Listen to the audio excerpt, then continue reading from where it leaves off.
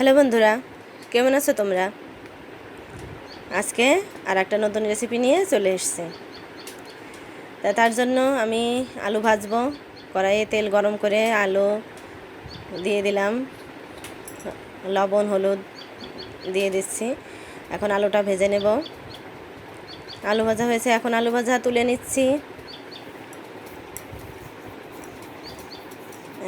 সব আলু ভাজাগুলো খুব সুন্দরভাবে আমি তুলে নিলাম।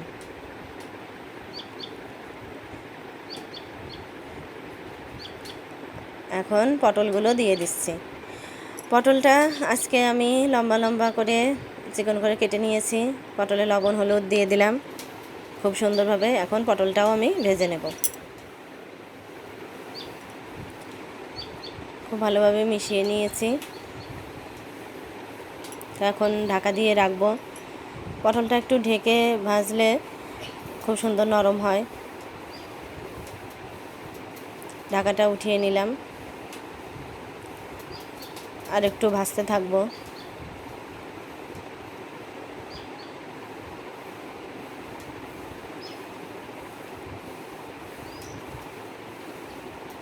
পটলটা ভাজা হয়েছে, এখন আমি আর একটু তেল দিয়ে দিচ্ছি।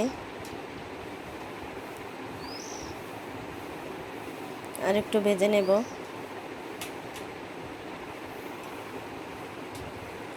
পটলে একটু চিনি দিয়ে দিচ্ছি। যে কোনো সবজিতে চিনি দিলে খেতে খুব ভালো লাগে।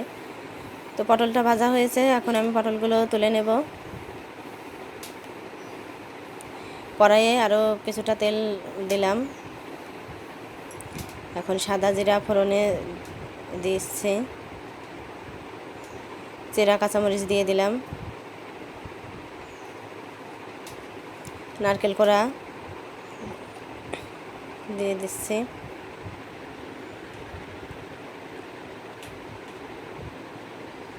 নারকেল কোড়াটা ভেজে নেব।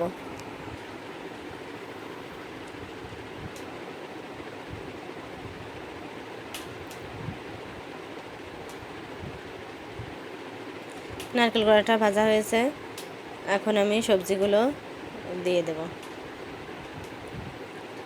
এই যে জিরা বাটা, সাদা জিরা বাটা, এই মশলাটা দিয়ে দিলাম। এখন আলুগুলো দিয়ে দিচ্ছি।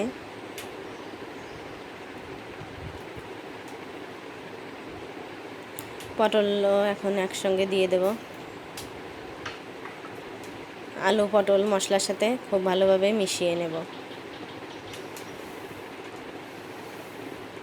আমি ভালোভাবে নাড়তে থাকবো যাতে মশলার সাথে ভালোভাবে মিশে যায়।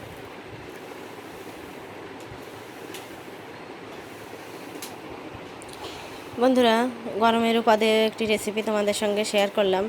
এটা ভাত রুটি সবের সাথেই খেতে খুব ভালো লাগে। তোমাদের কেমন লাগলো লাইক দিয়ে কমেন্ট করে আমাকে জানিও। আমি একটু জল দিয়ে দিচ্ছি, একটু লবণ দিয়ে দেব, একটু হলুদের গুঁড়াও দেব, আর একটু চিনি দেব। নিরামিষ রান্না তো। আমি আবার একটু ঢেকে দিলাম।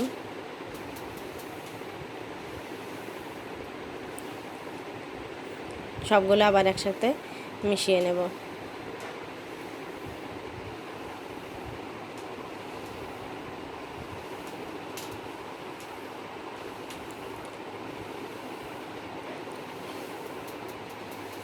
বন্ধুরা, এই যে স্বাদের বাহার পোস্ত দিয়ে দিলাম।